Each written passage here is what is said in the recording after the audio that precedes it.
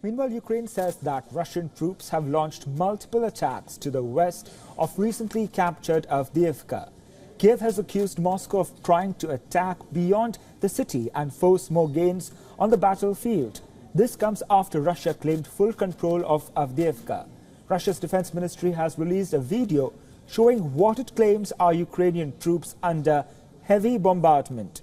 The fall of Avdiivka is Moscow's biggest gain since it captured the city of Bakhmut in May last year. Russian forces have also claimed full control of the vast Soviet-era coke plant in Avdiivka.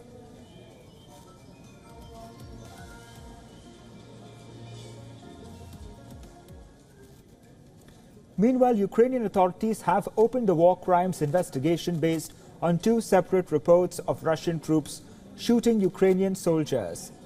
Kyiv has announced a probe into the alleged shootings by Russian forces of 6 unarmed Ukrainian soldiers in Avdiivka and 2 at a village in the same region. Earlier, Kyiv withdrew soldiers from Avdiivka to save its troops from being fully surrounded after months of fierce fighting. Ukrainian President Volodymyr Zelensky says he has spoken to United States President Joe Biden about necessary support.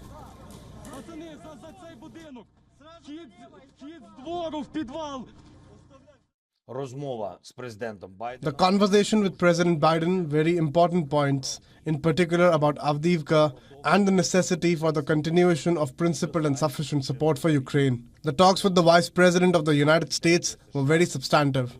Meetings with congressmen, representatives of both parties, both chambers of the American Congress, and each such conversation confirmed the key idea as clearly as possible. Ukraine can stop Putin and can create conditions for him to be punished for all the evil he has done. Biden had earlier assured that he is confident that the Congress will renew war aid. A White House statement said Biden had called Zelensky to underscore U.S.'s commitment to continue supporting Ukraine. The president had also urged the need for Congress to pass the military aid package. The assistance is critical, as this war is inching towards its 2-year mark, but Kyiv's ammunition woes continue to persist.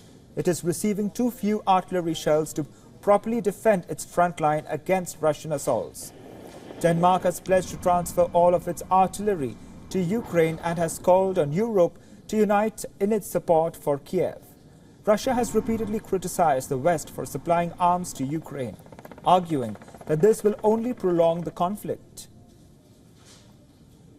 For all the latest news, download the WION app and subscribe to our YouTube channel.